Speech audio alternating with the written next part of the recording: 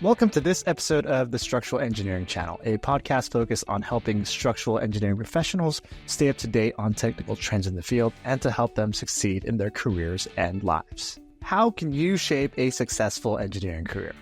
Today, Rachel and I will be speaking with Matthew Cristi, design engineer at KPFF Consulting Engineers and first lieutenant in the United States Air Force, about his insights on working as an engineer and also being in the Air Force Reserves, the importance of networking for career growth, and the strategies for young engineers to succeed in the field. I'm your co-host, Matt Picardal. And I'm your co-host, Rachel Holland. Now let's jump into the conversation of the week.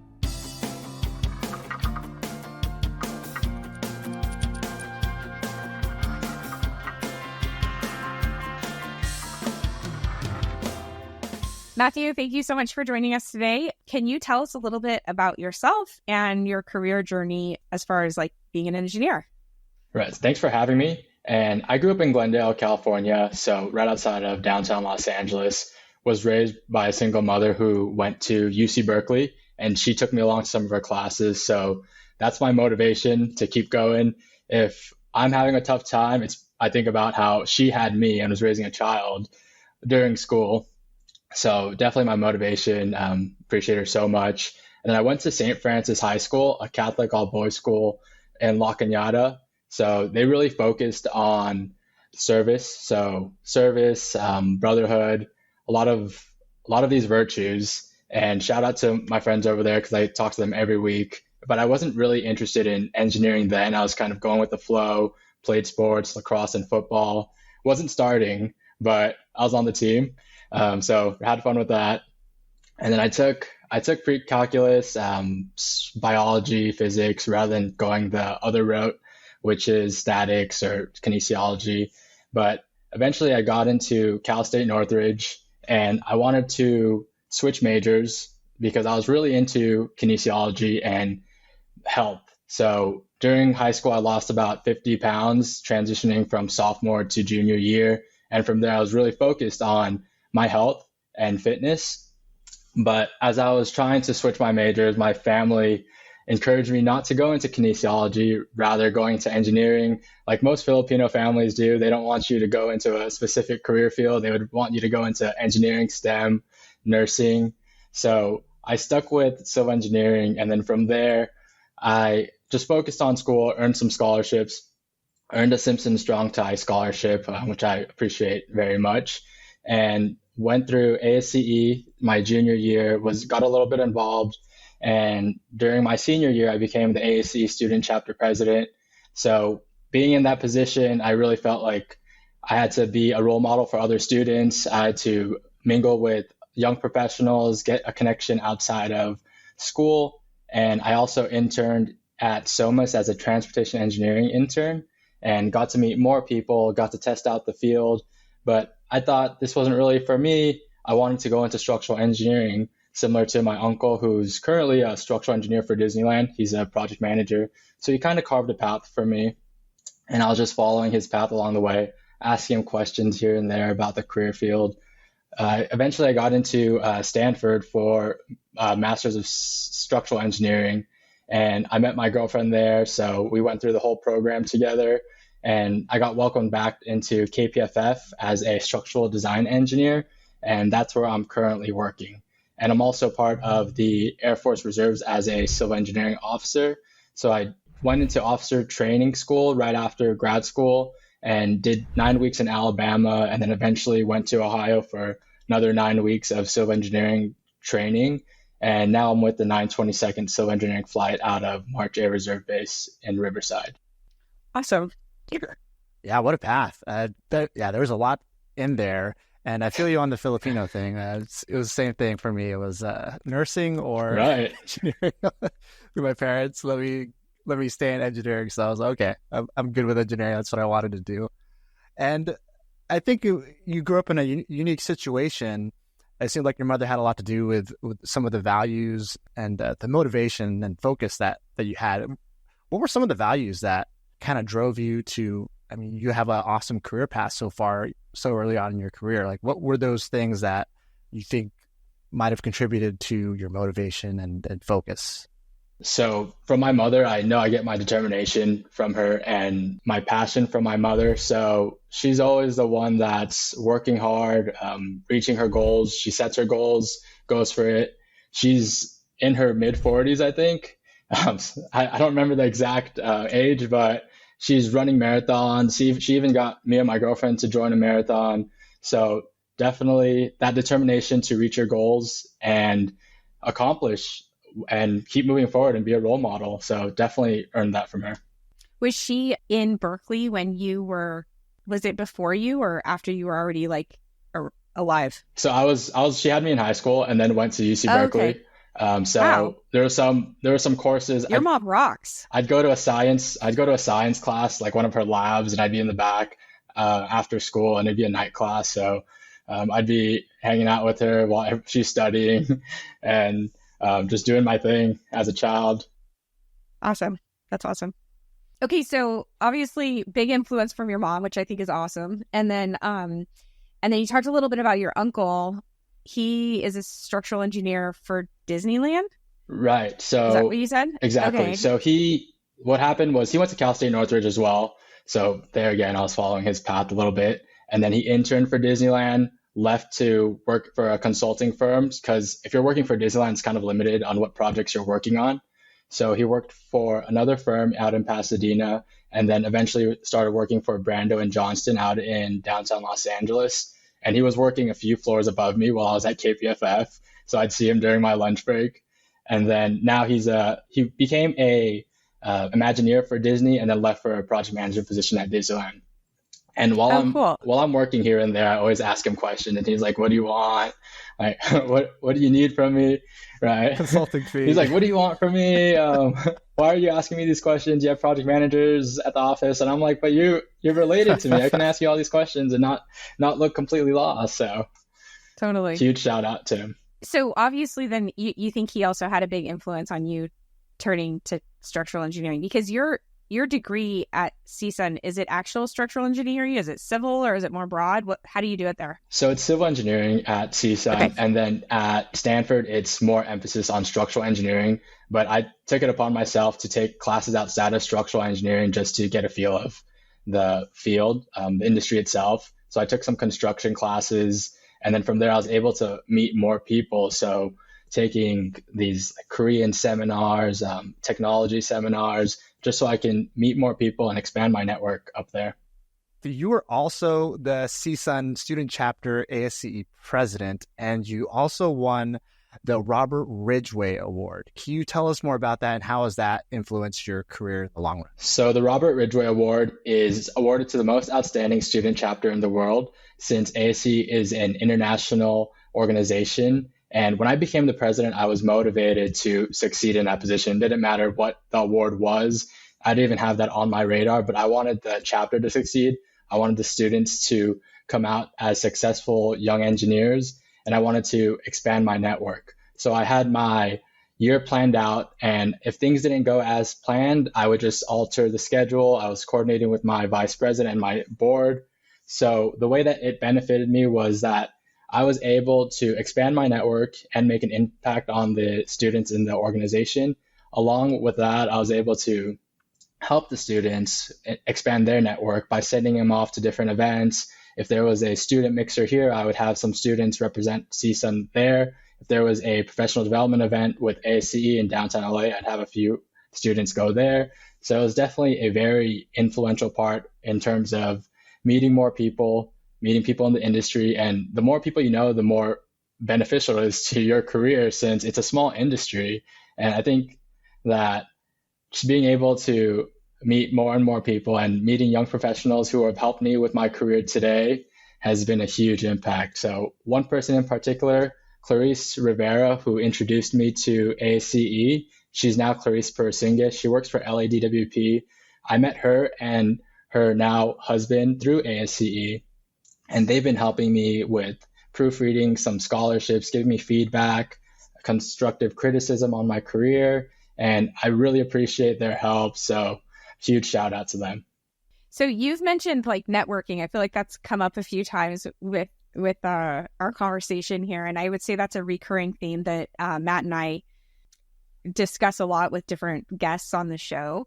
So a lot of the networking you were just talking about is when you were ASCE president at CSUN, but then I'm assuming that you've kind of followed through with that and it's been a part of your life at Stanford and in your professional life. And can you kind of talk about that a little bit? And then also, like, on the flip side, what do you recommend to engineers that you talk to in terms of like also really like kind of prioritizing that networking side of their profession?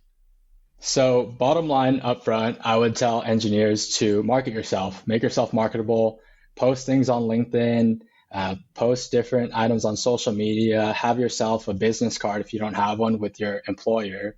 But this all started between undergrad and grad school during COVID.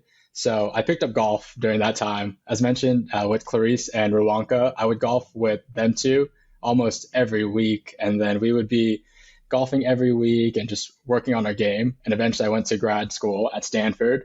So Stanford has a golf course of their own. For students, it's $25. So I was definitely taking advantage of that.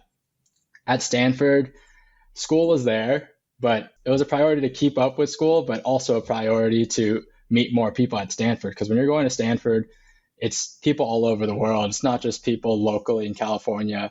There's international students who bring their own background and you're able to learn from them. So at Stanford, I was golfing pretty much every week, going to the driving range, getting out of my comfort zone and talking to people and getting to know them, and then exchanging business cards or LinkedIn. So while I was golfing, I would golf with MBA students, I would golf with retired folks, because what else would they have to do other than golf all day? So that was really great. One time I actually golfed behind Condoleezza Rice, since she's a director over there. So that was really fun. Cool. Yeah, so I was behind Condoleezza Rice and I was in front of the Stanford men's team. So the whole time I was trying to not pressure Condoleezza into rushing the game. And I was also trying to move out of the way for the men's golf team. So that was an experience. But on the golf course, I had business cards with me. If I would meet random people, I'd take out the business cards and out of my golf bag and exchange it with them, ask them for advice, because I'm only a grad student. I haven't really lived that much of my whole life yet. So it was great learning from the retired folks, learning from MBA students who are pretty deep into their career. And eventually I got a job at the Stanford golf course because golfing every week was adding up. So by working at the golf course once a week, I was able to play for free. I would meet people at the driving range and be like, hey, do you want to come golf with me for free, like real quick? And then eventually I met a few folks who were venture capitalists. We'd have a tea time every Thursday afternoon, and we'd be just messing around on the golf course. And he's also a Stanford alum and Harvard MBA student, so learned a lot from him. He's over there in Palo Alto right now, and I'm keeping. When did you have time to go to class and study? Class was a night thing and a morning thing, and then driving range and golf was in between. Okay. So okay, it was there. You made grad school sound really fun, I'll just say. Right. So as I mentioned before, I was trying to keep up with grad school, but also keep up with networking. So there was a balance there, but definitely had a lot of fun. And after grad school, I came back to Los Angeles, joined ASCE LA Younger Member Forum, and Clarice was the president at the time, and she volunteered me to do the golf tournament, the first annual golf tournament for LAYMF. So with that, I was able to network even more. I had 80 participants. We raised $40K. I was cold calling different golf companies to donate, so raised $13K in donations. And it was just an opportunity to put a name to the face and get my name out there for Los Angeles community, for the industry. And also Angel with Simpson Strong Tie, also, he was my go-to contact. I knew that he'd be able to help me out, so he was able to be a vendor and help us out at the golf tournament as well. That's awesome. What about, obviously, I would say you're doing an incredible job of networking. A lot of times engineers are a little bit more hesitant or reserved and getting out there and out of their comfort zone and talking to people. So what would be your tip for engineers that are looking to expand their network? So as an undergrad, I made it a point to get out of my comfort zone every day. So just talking to a stranger, I'd go on flights to conferences, and during these waiting periods for my flight, I would just talk to a random stranger and be like, hey, where are you from? One time I was flying to Orlando. for my grandma's birthday at Disney World, and I ended up talking to some random person about his career field. So once you keep doing that, you get more comfortable just talking to strangers, and it doesn't matter who it is. I'll just spark a conversation like, oh, I like that shirt. Oh, that reminds me of something. And definitely just make it a point to get out of your comfort zone. Reach out. It doesn't even have to be an engineer to start off. It could be anyone that you want to get to know, and it'll become natural of trying to talk to people. Yesterday there was... Okay, so practice more, and it'll start to feel maybe less intimidating and more natural. Right. Yesterday there was a coffee with cops in downtown LA, and I was just talking to these cops before work, and they're like, oh, how's it going? And I'm like, on my way to work, just talking a bunch of nonsense. So definitely enjoyable. Yeah, I think that's great, because I think even with those schools, it's half of it is the people that you meet. It's the education's there, but the other half is all of the different types of alumni that you'll meet, and that will continue to meet further on. So I think that golfing thing was part of your education. I mean, that's what allowed you to meet all these Stanford alumni and different types of people. So I think that's a great way to look at it. I think it's part of your education to network, because you're not going to pay. You might as well just be in an online class if you're not going to utilize that network that's provided for you for paying all that money to go to those types of schools. Right. And then it seems like you transitioned to now you're working with engineering design projects. How has that been going? What were some of the most memorable projects that you've worked on, and some of the lessons learned that you've been able to accomplish and learn? So I work with KPFF, downtown Los Angeles, structural, and as a design engineer, I worked on 2 projects for my first 2 years, which is UC San Diego Hospital for cold form steel design, which were deadlines every week because there were so many buildings on the campus. And then I worked on a USC project where it's a concrete structure. So definitely a lot of hours spent my first 2 years, but I'd say my lesson learned is to definitely take care of yourself, because when you're working extra hours, it does take a toll on your body. So taking care of yourself, making sure you're prioritizing your health, being able to do what you enjoy to do after work, and definitely asking for help. So I know when you're starting off, it's very difficult to ask for help here and there, because you don't want to seem like you don't know anything. But little does everyone know that engineering is an industry where you're constantly learning every day, regardless where you are in your career. So definitely just asking for help and prioritizing your health and taking care of yourself. I was going to ask, what was how did you find or how did you force work-life balance into that when things get really hectic? And then do you put it like a limit where like, okay, I need to stop and go work out or play some golf, or what's your philosophy about that? Right. So before my week starts, I like to schedule out my weeks. So ever since undergrad, I would schedule out my classes. That's already set in stone. And even my work day, it's already set in stone with what I'm expecting to work. And from there, I would block out 30 minutes to commute to this place, an hour to do this, 30 minutes to commute back home. And maybe I'll squeeze in some work a little bit. If I'm an undergrad, I'll squeeze in homework during this time, and planning out, I have an hour to eat or so. And from there, it's just managing your time. So time management has definitely been a huge part of my life. And I tell my girlfriend, if you see it on the calendar, it's pretty set in stone. So just make sure you account for that. So the time to get ready, the time to commute, time that we're planning to be at an event, and the time that we're planning to work, it's always there. This sounds like has that always been your style, or is that an influence of the Air Force? It's always been my style. So before I even joined the Air Force, it was definitely maybe freshman year of undergrad. I was reading books, and a lot of them were on time management. So I really started to understand the value of my time, and rather than scrolling away on my phone, which I do sometimes, but rather than scrolling away on my phone for hours, instead of 5 hours, maybe it's just 2 hours of scrolling away on my phone. So prioritizing what's important. Is that in your calendar though? Sometimes I have 2 hours scrolling. Right. Sometimes I have a little 2 hour block that just says to relax and take a break. Okay. Fun time. Right. Okay. So question for you then. You chose to join the Air Force after completing your degree at Stanford. And I'm kind of curious how you made that decision. And then also, like, that's such a unique experience. I personally, I don't feel like I know a whole lot of engineers that are doing both, just from my professional interaction. So, like, what are some of those unique experiences that you think that decision has given you that's probably uncommon, I'm guessing, among your peers?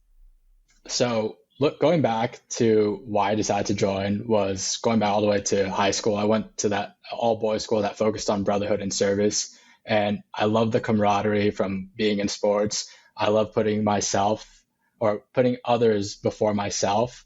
And I figured that the military would be a great thing to do to serve the country, something that not everyone is willing to do. And I don't want to go about my life looking back and thinking, oh, I should have done this, I should have done that. And while I was going through the process, which was about a year and a half, sometimes it's longer for people, but I was going through the process and people were saying, hey, like, you have a Stanford degree, like, what are you doing? Like, you're kind of throwing your life away. But since it's the reserves, I kind of have that balance between my military career and my professional career with KPFF. So being able to have best of both worlds was also why I wanted to join the reserves. Now, I went through officer training school, 9 weeks in Alabama after grad school, which gave me a little sense of leadership and how I need to make decisions, be level-headed, be determined. And if you make the wrong decision, it's okay. You kind of just need to take a step back, reanalyze, and keep moving forward. So that's definitely one of the traits that I appreciate from going through the Air Force. And eventually, I went through Ohio. I went through a civil engineering basic course. From there, I was learning about the development of bases, planning a base in the middle of, say, the desert. So what utilities you need, what infrastructure do we need, what's the priority? And that just gave me a different background rather than doing design work every day. Along with that, I was able to meet so many people around the world. So meeting people on the East Coast, meeting people down south and up north.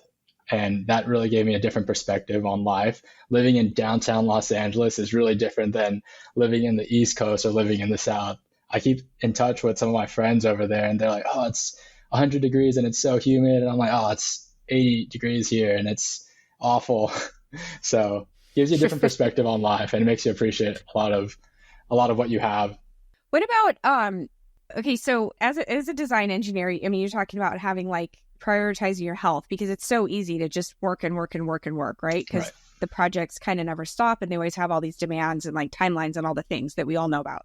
But being like doing civil engineering for the military on a reserve level, how does that work? Like when you're talking about putting a base in the desert, like do you just come in when you come in and you work for the weekend and you're doing some plans and then you leave and somebody else takes them? Like how does that work? So the requirement for the Air Force Reserves is that each month for a weekend, you come in and you train with your unit just to prepare for readiness. And then annually, you have a 2-week annual tour where you're going to different locations and you're doing some more training or helping support different projects. So for my case, what I did this year was I went to Korea and supported for 2 weeks a bed down plan for one of the airfields over there in South Korea. And it's once you do the 2 weeks, you have. I missed that. You did what? What did you say you did for them? It's 2 weeks? A bed down plan. So you're putting together. Okay, I don't know what that is. Oh, so you're putting together a bed down plan. Sorry. So a bed down plan is putting together kind of what utilities you need in different areas in case an adversary attacks one of the airfields. So how many tents do we need here? How many equipment do we need here for water? How much equipment for electricity? Showers, latrines, where's our wastewater going? So coming up with that plan, and then for 2 weeks, and then from there you're kind of wrapping it up all the way until your deadline, which could be up to a year. And you have those two days on the weekends, so once a month to keep following it through with those. And then sometimes we'll be on orders to continue the plan if we need to support or if we need more time on it.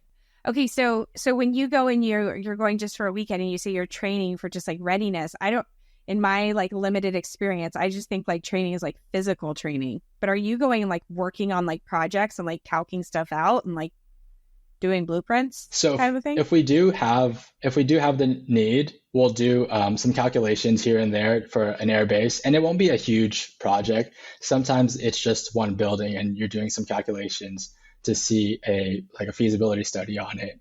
Other times it's just trying to see space allocation, like how much room do we have to put equipment here and there. And if you're not doing those type of calculations, then you're preparing for a deployment. So what I say by that is, I'd say I'm trying not to get too deep into it because it gets pretty heavy, but doing trainings to be ready, I'm trying to wrap my head around this as well. So it's doing these trainings with your unit, as in, what do you do during this situation? What do you do during that situation? Okay. Yeah, pretty much what it is. I don't want to get that has nothing to do with civil engineering. That's like the like military combat side of things. Right. So sometimes sometimes it'll be a technical presentation that's civil engineering related. Like, hey, we have this new software that we could utilize for some of our projects. Other times it's more of that whole like being ready in case someone attacks. And it seems like the time commitment is, you were saying, once a month on a weekend, and that's how you keep up your reserve status, is trying to see how you balance everything. So some of those weeks gets pretty heavy on top of a full-time schedule at work. And along with that, you have the 2 weeks annually. And for my case, this past year, I actually took 3 months off work to support the Pacific Air Forces in Pearl Harbor, Hawaii. And I was able to work there for 3 months, participate in an exercise, and help them with some project management in the Pacific. Yeah, and that's unique because I think obviously at school you learn about the engineering things, but I at least from my colleagues and friends that are in the military, from observing them, they have, and even from you, I think you're a great testament to that. They have leadership abilities that maybe most engineers just don't have coming straight out of school. Is that something that you've learned over there or bolstered it, or some of the things that you think that you've gained from being in the military that's transferred over to work? I'd say being student chapter president definitely put me in that leadership position where I was able to make decisions, but going through the military made me realize that I need to make decisions quick and I need to understand the facts, do some research as much as I can, and then make a decision. And it just made me prioritize what's on my plate a little better and be more level-headed.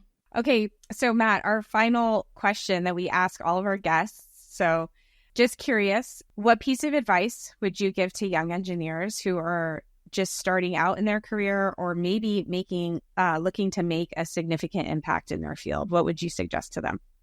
I'd suggest 2 things. Stay humble and don't compare yourself to others. So be humble, meaning learn from other people. I mean, be humble enough to be a sponge and absorb all the information that you can. Even for myself, I don't know everything.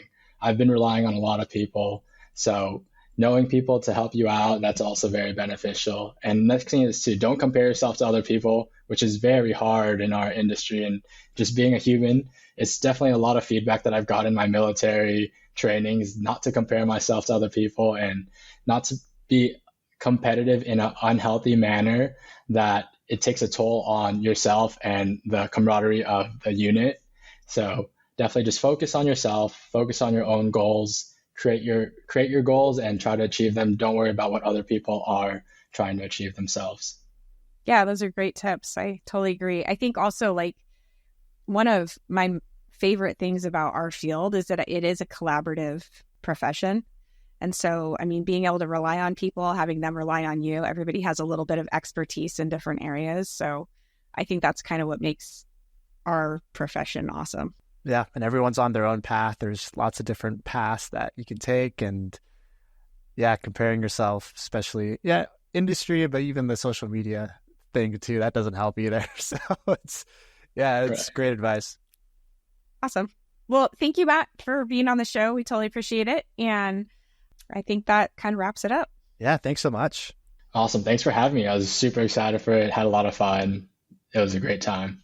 Awesome. I hope you enjoyed the episode today. We'd love to hear your feedback, comments, and/or questions. To leave them, please visit structuralengineeringchannel.com.